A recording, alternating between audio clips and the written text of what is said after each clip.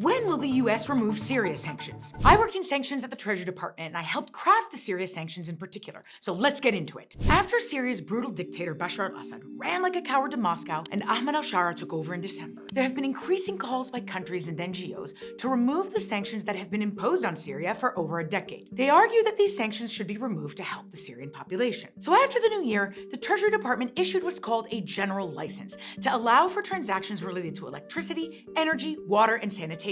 Humanitarian aid like food and medicine has always been allowed, but that's not really removing sanctions. That's just about making it easier for aid to go in and for other efforts that would directly support the broader population. The fact is that removing these sanctions is complicated, and it's unlikely to happen until we really know where things are headed in Syria. Let me explain. We'll start with the fact that Syria's new leader and the group that took over Damascus, Hayat Tahrir al-Sham, are sanctioned under terrorism sanctions because they were a terrorist group and they used to be tied to al-Qaeda. Removing those sanctions is risky without knowing for sure that Ahmed al-Shara is done with his old ways and is going to follow through on the promises he's made to hold elections and protect minorities. Then you have sanctions on the Syrian government and its institutions, things like its military agencies, its central bank, and the state oil company. Those sanctions were put in place to make it harder for Assad to finance his war machine. Now, those frozen funds belong to the Syrian state, but what if the US and Europe and others who have frozen billions of dollars in funds release them to the current government led by Ahmed al-Shara, who then doesn't follow through on his words, or worse, uses those funds to pursue repressive behavior? Then we'll have been complicit in supporting and financing that behavior. And finally, you have a bunch of sanctions tied to Bashar al-Assad himself and his family members,